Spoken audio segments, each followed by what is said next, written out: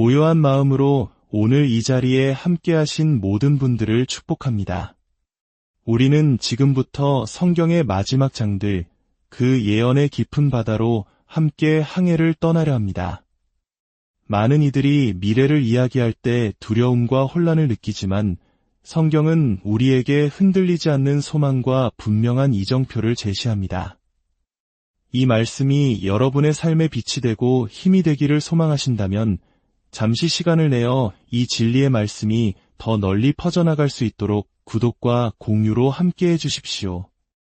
여러분의 작은 섬김이 누군가에게는 가장 필요한 순간에 하나님의 음성을 듣는 통로가 될 수 있습니다. 이 여정을 시작하는 우리 모두에게 하나님의 크신 은혜와 평강이 함께하기를 기도합니다.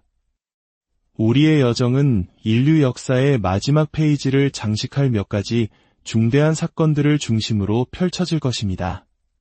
아마겟돈 전쟁 이전에 일어날 일들이지만 그 정확한 시점은 아직 베일에 쌓여있는 신비로운 사건들이죠. 바로 바빌론의 운명, 그리고 동방의 왕들에 대한 이야기입니다. 그리고 마침내 우리는 아마겟돈이라 불리는 인류 최후의 전쟁과 많은 이들에게는 생소할 수 있는 에돔에서의 피난, 그리고 이어지는 재림의 순서에 대해 깊이 탐구하게 될 것입니다. 주님께서는 과연 감람산에 재림하실까요? 아니면 보스라나 페트라에 먼저 임하실까요? 그리고 이 모든 것의 정점인 주님의 재림과 그 후에 펼쳐질 천년왕국. 아마 오늘날 열의 9교회는 이 왕국이 단순한 비유가 아닌 실제 이 땅에 임할 하나님의 나라라는 사실을 온전히 이해하지 못하고 있을지도 모릅니다. 오늘 우리는 이 모든 예언의 조각들을 하나씩 맞춰나갈 것입니다. 먼저 바빌론의 운명에 대해 이야기해 보겠습니다. 이 주제에 대해서는 수많은 학자들과 저자들이 다양한 견해를 내놓았습니다. 어떤 이들은 바빌론이 미국을 상징한다고 말하고 또 다른 이들은 바티칸을 지목하기도 합니다. 하지만 우리는 성경이 말하는 바빌론이 문자 그대로의 바빌론, 즉 메소포타미아 지역에 실제했던 바로 그 도시를 가리킨다고 믿습니다. 여러분이 직접 이 진리를 확인하실 수 있도록 한 가지 과제를 드리고 싶습니다. 시간을 내어 성경의 6장을 한 번에 쭉 읽어보십시오. 이사야서 13장과 14장, 예레미야서 신장과 신한장, 그리고 요한계시록 17장과 18장입니다. 아마 1시간 정도 걸릴 것입니다. 꾸준히 성경을 읽어오신 분들이라면 익숙한 구절들이겠지만 이 6장을 한자리에서 연결해서 읽을 때 여러분은 놀라운 통찰을 얻게 될 것입니다.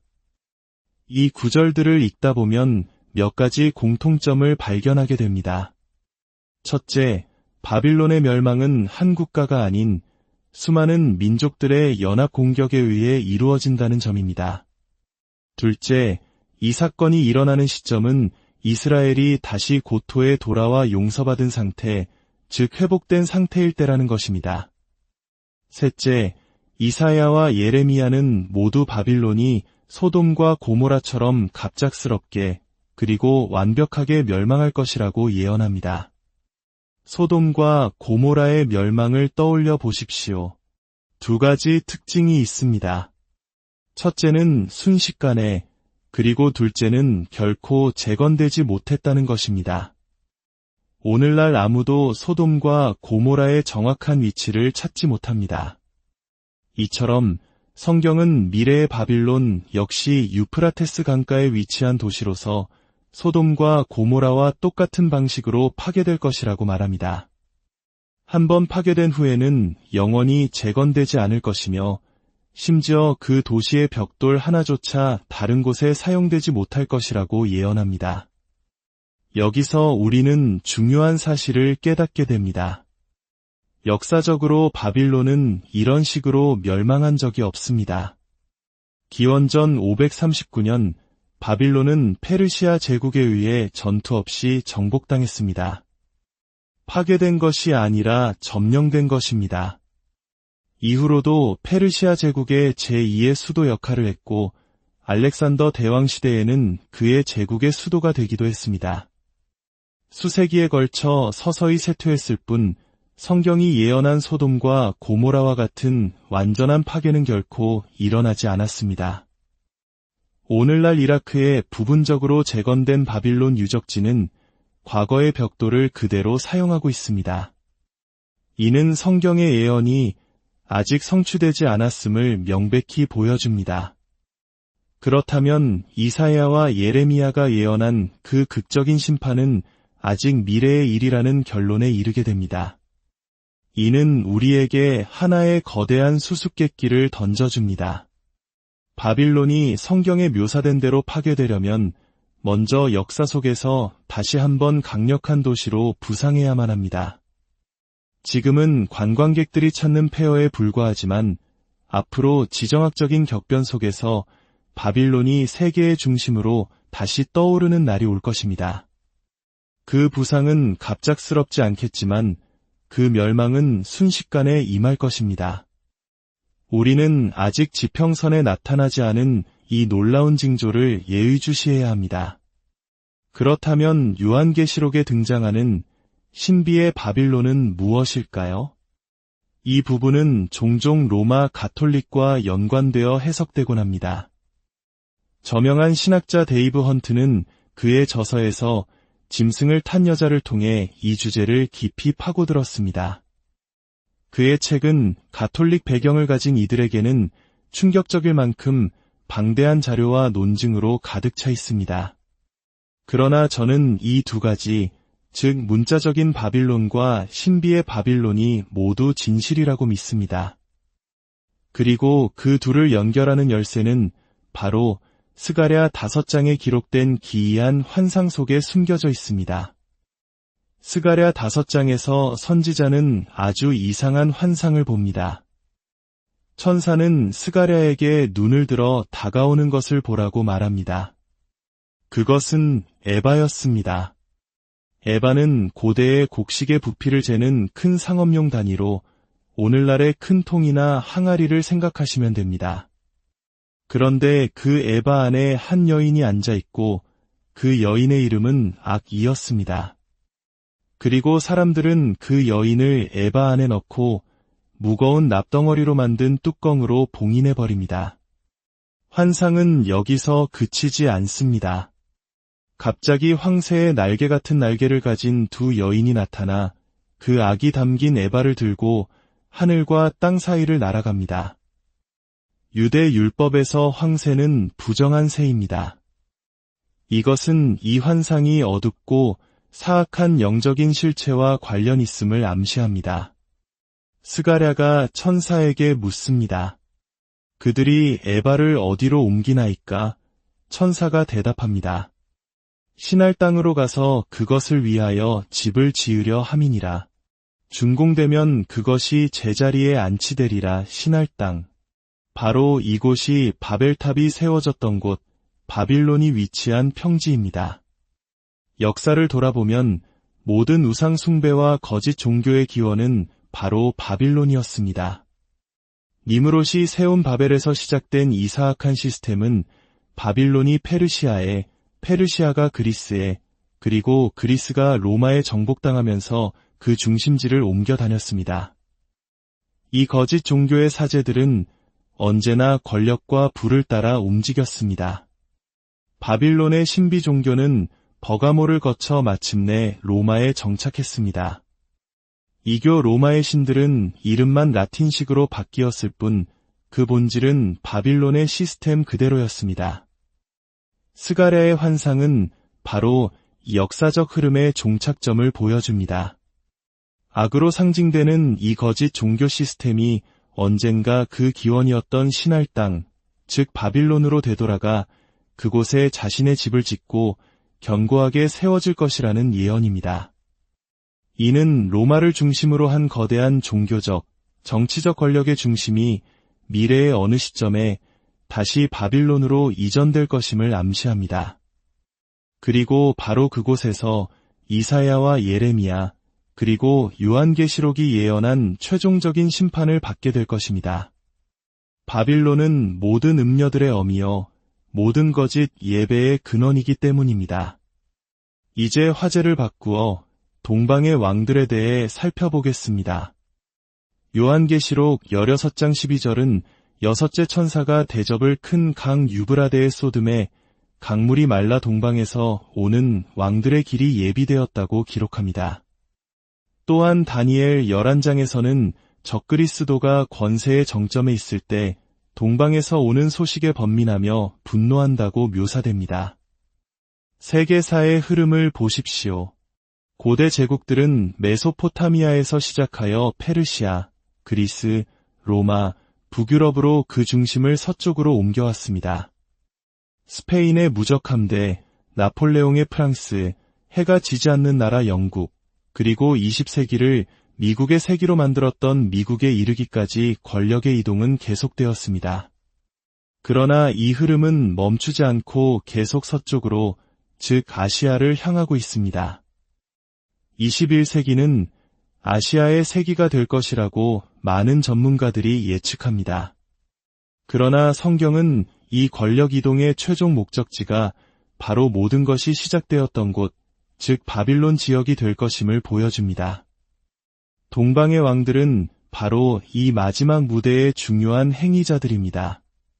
그리고 이 모든 갈등은 한 장소로 수렴됩니다. 히브리음으로 아마겟돈. 하르는 산을, 무깃돈은 실제 이스라엘에 있는 지명입니다. 이곳은 인류 최후의 전쟁터가 아니라 세상의 모든 군대가 집결하는 장소가 될 것입니다. 마치 2차 세계대전 당시 연합군이 노르망디 상륙작전을 위해 영국에 집결했던 것과 같습니다. 군대는 무깃도 평원에 모이지만 실제적인 전투와 심판은 그곳에서 시작하여 다른 곳으로 이어질 것입니다. 다니엘 11장에 따르면 남방왕, 북방왕, 그리고 동방의 왕들이 이 거대한 충돌에 얽히게 됩니다. 세상의 모든 군대가 하나님의 백성을 멸하기 위해 모여드는 바로 그 절체절명의 순간 하늘이 열릴 것입니다. 요한계시록 19장은 그 장엄한 광경을 이렇게 묘사합니다. 하늘이 열린 것을 보니 보라, 백마와 그것을 탄 자가 있으니 그 이름은 충신과 진실이라. 그가 공의로 심판하며 싸우더라. 이것은 교회를 데리러 공중으로 오시는 모습이 아닙니다. 이것은 그의 백성과 함께 이 땅에 내려와 원수들을 정복하고 그의 왕국을 세우시기 위한 왕의 귀환입니다. 예수님께서 공생애를 시작하실 때 나사렛 회당에서 이사야 61장의 말씀을 읽으셨습니다. 주의 성령이 내게 임하셨으니 주의 은혜의 해를 전파하게 하려 하심이라. 그리고 예수님은 바로 거기서 책을 덮으셨습니다. 그러나 그 구절은 끝나지 않았습니다. 쉼표 뒤에 우리 하나님의 보복의 날이라는 구절이 이어집니다. 그 쉼표는 지난 2000년간 이어져 왔습니다. 이제 주님께서는 그 남은 말씀을 성취하기 위해 심판의 날을 선포하기 위해 돌아오시는 것입니다. 그의 눈은 불꽃 같고 머리에는 많은 관들이 있으며 피 뿌린 옷을 입었는데 그 피는 자신의 피가 아닌 원수들의 피입니다. 그의 이름은 하나님의 말씀입니다. 그런데 놀랍게도 주님은 곧바로 예루살렘의 감람산으로 오시지 않습니다. 이사야 63장은 그가 먼저 어디로 가시는지를 분명히 보여줍니다. 에돔에서 오는 이 누구며 붉은 옷을 입고 보스라에서 오는 이 누구냐? 보스라는 고대 에돔의 수도로 오늘날 요르단 남부의 페트라 유적지로 알려진 곳입니다. 마지막 대환난 때 믿음을 지킨 이스라엘의 남은 자들이 바로 이곳으로 피신하여 보호를 받을 것입니다. 세상의 군대들은 이 남은 자들을 멸하기 위해 무깃도에서 보스라로 그 목표를 전환할 것입니다. 주님께서는 바로 그들을 구원하시기 위해 원수들을 심판하시기 위해 먼저 보스라에 강림하시는 것입니다. 그의 옷이 붉은 것은 포도주 틀을 밟을 때 튀는 즙과 같이 원수들의 피로 물들었기 때문입니다. 그 심판은 무깃도에서 보스라까지 약 1600 스타디온, 오늘날의 거리로 약 300km에 이르는 광대한 지역에 걸쳐 이루어질 것입니다. 이는 인간의 상상을 초월하는 하나님의 진노와 심판의 광경입니다. 그 후에야 주님께서는 승리의 왕으로서 예루살렘으로 입성하시고 그의 발이 감람산에 설 때 산이 둘로 갈라질 것입니다. 이것은 휴거가 아닙니다. 이것은 그리스도의 완전한 나타나심, 즉 아포칼립스입니다. 성도들을 위한 위로가 아니라 성도들과 함께하는 정복입니다. 하늘에서 우리를 보호하시는 것이 아니라 이 땅에서 우리와 함께 다스리시기 위함입니다. 그의 옷과 다리에는 만왕의 왕이요 만주의 주라는 이름이 기록되어 있을 것입니다. 세상의 왕들과 군대들은 이 광경을 보고도 말탄 자와 그의 군대와 더불어 싸우려고 모일 것입니다. 하나님이 없다고 부인하는 것은 이해할 수 있을지 몰라도 하나님을 알면서도 그를 대적하여 무기를 든다는 것은 우리의 상상을 초월하는 교만과 악의 극치입니다. 시편 2편은 바로 이 장면을 예언합니다. 어찌하여 이방 나라들이 분노하며 민족들이 헛된 일을 꾸미는가. 세상의 군왕들이 나서며 관원들이 서로 꾀하여 여호와와 그의 기름 부음 받은 자를 대적하며 우리가 그의 맨 것을 끊고 그의 결박을 벗어버리자 하는도다. 그때 하늘에 계신 이가 웃으실 것입니다. 주께서 그들을 비웃으실 것입니다. 그리고 마침내 그의 진노를 발하시며 말씀하실 것입니다. 내가 나의 왕을 내 거룩한 산시온에 세웠다. 이 모든 일의 끝에 마침내 주님의 왕국이 이 땅에 세워질 것입니다. 우리가 주기도문으로 기도할 때마다 외우는 구절이 있습니다. 나라가 임하시오며 뜻이 하늘에서 이루어진 것 같이 땅에서도 이루어지이다. 여러분은 무엇을 위해 기도하고 계십니까? 이것은 우리 마음속에 이루어지는 영적인 왕국만을 의미하는 것이 아닙니다. 이 기도는 그리스도께서 이 땅에 재림하여 문자 그대로 1000년 동안 통치하실 그 왕국이 오기를 간구하는 것입니다. 구약 성경에는 이 왕국에 대한 약속이 1800번 이상 나옵니다. 하나님께서는 4가지 무조건적인 언약을 통해 이 약속을 보증하셨습니다.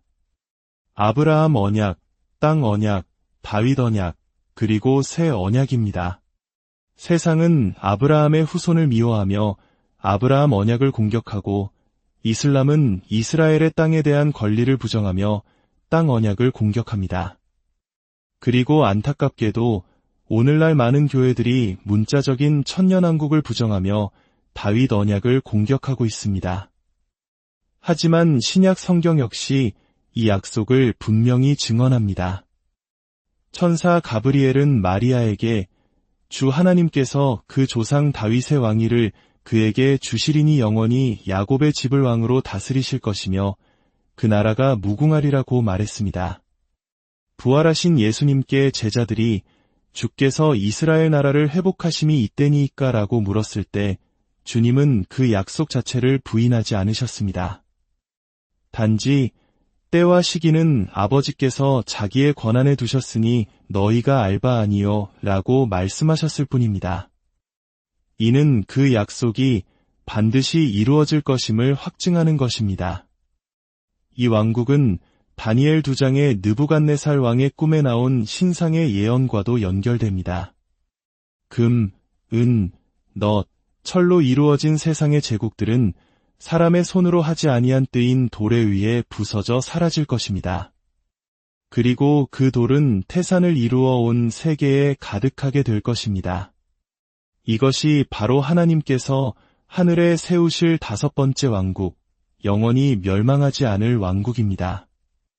이 왕국은 하나님의 나라와는 구별되는 하늘의 왕국, 즉 하늘로부터 온 왕국입니다. 하나님의 나라가 하나님의 우주적인 통치를 의미한다면 하늘의 왕국은 이 땅 위에 구체적으로 실현될 메시아의 통치를 가리킵니다. 이 왕국은 10이라는 숫자와 깊은 관련이 있습니다. 이스라엘의 12지파, 12사도, 12개의 하늘 왕국 비유, 12개의 신비, 그리고 새 예루살렘의 12문과 12기초석이 이를 증명합니다. 이 장엄한 역사의 대서사시 끝에 우리는 마침내 하나님의 완전한 통치 아래 들어가게 될 것입니다. 사탄은 1000년 동안 결박되었다가 잠시 풀려난 후 영원한 불못에 던져지고 크고 흰 보좌 심판이 있은 후 새 하늘과 새 땅이 열리며 거룩한 성새 예루살렘이 하늘에서 내려올 것입니다. 이것이 성경이 우리에게 보여주는 미래의 청사진입니다. 이 모든 예언의 중심에는 언제나 우리 주 예수 그리스도가 계십니다. 성경의 모든 페이지, 모든 구절, 모든 숨겨진 암호들은 오직 그분 한 분을 가리키고 있습니다. 우리는 지금 인류 역사상 그 어떤 시대보다 성경이 더 많이 이야기하고 있는 바로 그 시간 속으로 들어가고 있습니다. 여러분의 도전 과제는 다른 누군가의 해석에 의존하는 것이 아니라 직접 하나님의 말씀을 펴고 성령님의 조명하심을 구하며 이 진리를 발견하는 것입니다. 오늘날 우리는 그 어느 때보다 더 많은 도구들을 가지고 있습니다. 손가락 하나로 원문을 찾아볼 수 있고 수많은 자료들을 인터넷을 통해 접할 수 있습니다. 작은 그룹으로 모여 함께 말씀을 나누고 서로를 위해 기도하십시오. 예수님께서도 12명의 작은 그룹을 통해 세상을 변화시키셨습니다. 서로의 믿음을 굳게 하고 이 마지막 때를 분별하며 깨어 기도하는 공동체를 이루십시오. 빌라도는 냉소적으로 물었습니다. 진리가 무엇이냐?